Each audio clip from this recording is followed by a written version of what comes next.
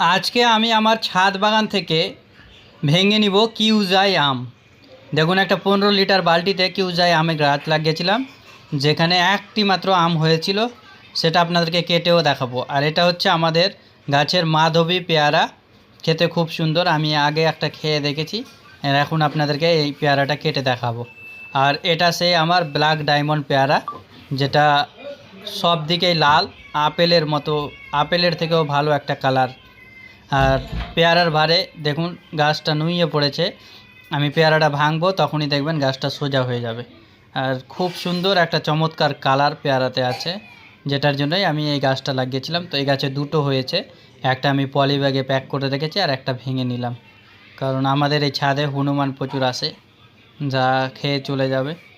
তো আমরা টেস্ট করার জন্যই এই প্রথমবার পলি ব্যাগ নিয়েছি। এরপরে আর পলি ব্যাগ লাগাবো না, কারণ যার যতটা খাবার খাক, অসুবিধা নেই।